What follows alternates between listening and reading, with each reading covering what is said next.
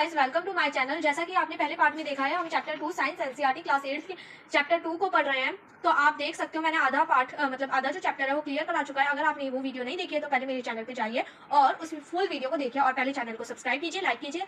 तो चलिए आगे बढ़ते हैं, ठीक है। तो मैंने जैसा कि पहले पार्ट में बताया था कि जो लैक्टोबैसिलस है, वो जो बैक्टीरिया है वो मिल्क को दही में कन्वर्ट करने में काम आता है, ठीक है। अब जो ईस्ट होता है वो हेल्पफुल होता है फर्मेंटेशन करने के लिए, अल्कोहल वगैरह प्रेजेंट बनाने के लिए, राइस इडलीज डोसा बैटर बनाने के लिए। तो चलिए उसी को लेके आगे बढ़ते हैं। ईस्ट देखिए यहाँ लिखा हुआ है, जो प्रोडक्शन होता है लार्ज स्केल, मतलब ज्यादा अमाउंट में जो प्रोडक्शन होता है, alcohol, wine, acetic acid, vinegar, ठीक है, इन सब का ये सब ईस्ट से हमें मिलते हैं, ठीक है, जिनके लिए फर्मेंटेशन का यूज किया जाता है। फर्मेंटेशन एक प्रोसेस है, उसे ध्यान से पढ़ लीजिएगा। यहाँ लिखा हुआ है this is the smell of sugar, मतलब अल्कोहल बनाने के लिए कन्वर्टेड करना, इस प्रोसेस को कहते हैं अल्कोहल। शुगर से अल्कोहल बनाने का प्रोसेस फर्मेंटेशन कहलाता है। लुईस पास्चर ने इसे डिस्कवर किया था फर्मेंटेशन को 1857 में, ठीक है। एंटीबायोटिक्स क्या होता है? जो मतलब माइक्रो ऑर्गेनिजम्स की ग्रोथ को कम करते हैं और उन्हें मारते हैं, उनकी डिजीज, इसको वो एंटीबायोटिक्स कहलाता है। अलेक्जेंडर फ्लेमिंग ने इसे बनाया था, ठीक है।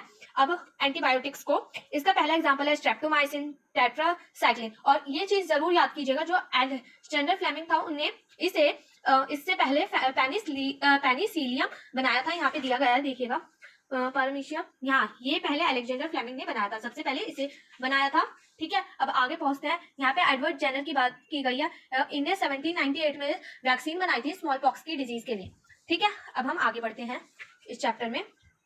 आप यहाँ देख सकते हो, यहाँ से पढ़ते हैं हम हार्मफुल माइक्रो ऑर्गेनिजम्स, जो हार्मफुल हैं, ठीक है। जो हार्मफुल होते हैं हमारे लिए, जो डिजीज वगैरह फैलाते हैं, वो माइक्रो ऑर्गेनिज्म पैथोजेंस कहलाते हैं, ठीक है। अब हमने ये भी पढ़ लिया, आगे बढ़ते हैं। कम्युनिकेबल और non communicable disease. Communicable disease वो होता है, अगर जैसे मैं किसी के सामने बैठी हूँ, उसे कफ है, मतलब खांसी वगैरह है, कोल्ड वगैरह है, तो वो कम्युनिकेबल डिजीज है, क्योंकि वो मेरे को भी फैल सकता है। अगर हमने बात किया, यहाँ पे लिखा भी हुआ है, एग्जाम्पल्स दिए गए हैं, cholera, common cold, chickenpox, tuberculosis, TB वगैरह, ये सारे कहलाते हैं, ठीक है। अब आगे बढ़ते हैं। कैरियर्स क्या होता है? कैरियर्स वो जैसे मधुमक्खी और मक्खियां, जिनसे हमें बीमारियां हो सकती हैं, ठीक है।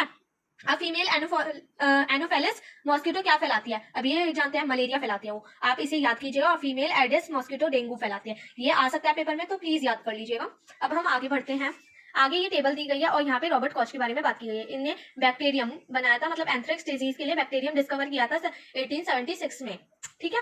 अब यहाँ जो मतलब यहाँ लिखा हुआ है सेवरल। अब हम आगे बढ़ते हैं। Disease causing micro organisms in plants. Food poisoning.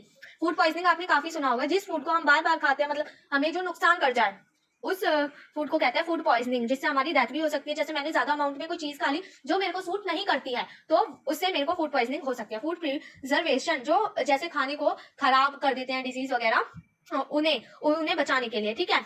अब यहाँ पे लिखा हुआ है कि स्पॉइल चेंज आवर कलर, जो अगर खाना खराब हो जाता है तो वो अपना जो लॉन्ग टाइम तक, जैसे मैंने ब्रेड रखी है, उस पर फंगस लग जाएगी, मतलब खराब हो जाएगी और वो अपना कलर चेंज कर लेगा, ठीक है।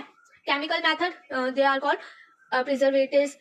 अगर फूड को प्रिजर्व करने के काफी सारे तरीके हैं, जैसे उसमें सॉल्ट डाल दो, common salt has been preserve. अगर आप नॉनवेज वगैरह खाते हो, आपका मीट वगैरह सड़ जाता है, तो उसके ऊपर नमक डाल के रख दीजिए ताकि वो सड़े ना। आंवला और आप ये कच्चे आम, इमली, इन सब के साथ भी कर सकते हो।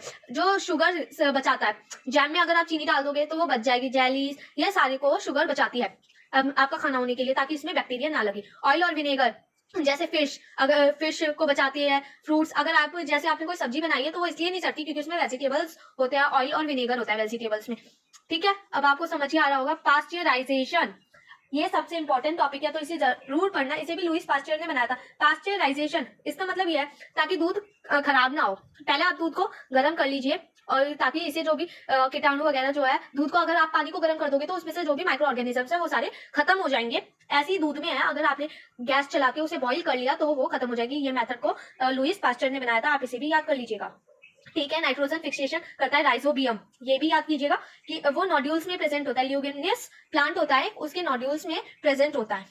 अब यहाँ का वो दिया गया है टेबल। अब आपको समझ ही आ गया होगा ये चैप्टर। तो अगर आपको ये चैप्टर समझ आ गया तो प्लीज मेरी वीडियो को लाइक करें, चैनल को सब्सक्राइब करें, और एक चीज तो मांगी सकती हूँ यार, प्लीज कर दो ना लाइक और सब्सक्राइब, आपका क्या जा रहा है। और मैं आपको ऐसी और वीडियोस ला के दूंगी फिर पढ़ाई के बारे में, आप देख सकते हो, मैंने पूरा किया हुआ है, तो मैं आपको बताती रहूंगी। Thank you.